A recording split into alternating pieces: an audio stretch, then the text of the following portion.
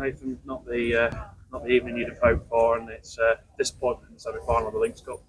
Yeah, it was an opportunity to get to a final. I think 5-0 scoreline flatters them, but credit to them, they took their chances when they came, and it was a difficult night for us. But we made a good account of ourselves first half, and I think up until the first goal was the better team, and goals change games. They scored. It was something that could have been avoided, and then they get the second goal not long after that, and I think it was the second goal from a free kick. Lads hit it in straight, direct from a free kick, and we'll have to look at that back at how we maybe could have dealt with that better. Maybe lining the wall, getting a charger. That's something that me and Tom will look to rectify.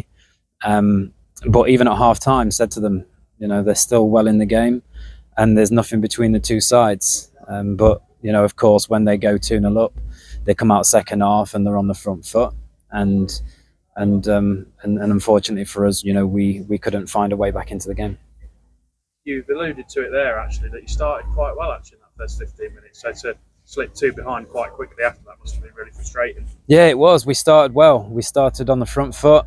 We was getting our wing backs high, and we just couldn't, get the end product that we was looking for. But as a performance on the whole, yeah, we was pretty pleased. The first 20-25 minutes.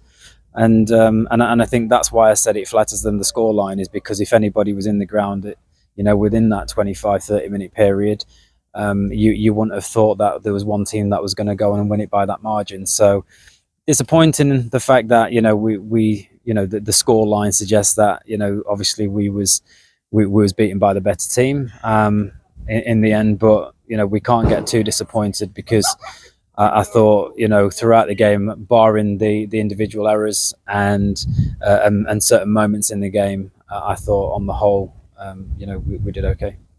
And then the other pitch was probably early in that second half. You get in at 2-0 and it's about coming out and giving it a go second half, and then you can see the third within 5 minutes of the second half starting, which again must have been disappointing as well. It is the fact that the message is always the first 5 minutes of both halves are the most important.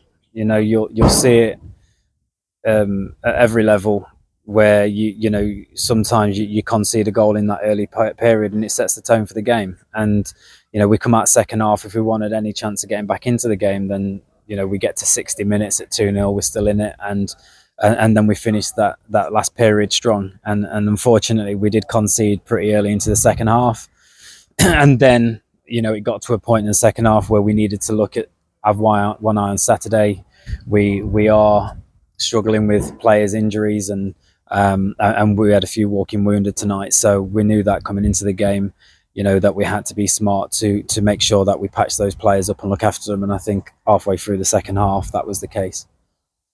Just mentioned there about missing some players. You've missed some really influential bodies, not particularly in a goal, probably Greg Smith up top. So it's disappointing in that respect too. Wonder if having a full strength squad would have changed that out there tonight.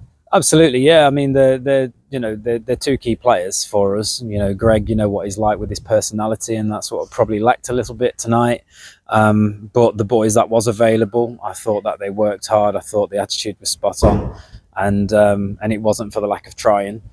But yeah, maybe if we did have a few key players out, but that's no excuse. We came tonight expecting to get a result, and based on the 11 that we put out, we was more than capable of doing that. But it just wasn't our night. And credit to Lincoln United, they was the better team. I thought fair play to Liam Tunstall, who was thrown in a bit at the deep end there, and he's come out and he's made some good saves in there. He has. He kept the score down, should I say, especially second half with some important saves.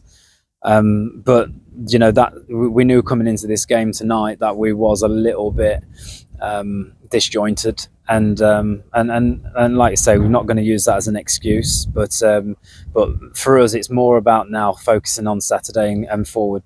Back to bread and butter, which is the league. And yes, we are disappointed at the result, but we make sure that if we look at the league form, coming here today was actually 1-3 on the bounce at home. So, we know the importance of the league and where we want to be at the end of it, at the end of the season. So we'll definitely turn our focus to that.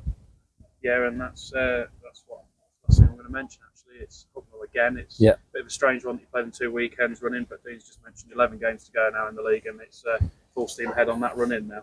Yeah, that's it. That's it. We just turn our focus to the league, and I'm sure, knowing the attitude of the players, that we will reflect on tonight, and we'll watch the game back, and be totally prepared for the task in hand on Saturday. So, I'm excited for that. I look forward to the league campaign, because now we've got a real focus and real clarity on what we need to achieve, and I feel like we've had real learning in this period as well. Some of the results that we've had, good and bad, or indifferent, we look at that, and we always look at where we can improve. So for us, yeah, we going in tonight, obviously a cup game in the league, we've actually been top 5, top 6 of the form guide. So that's something that we'll look at, focusing on, from now to the end of the season.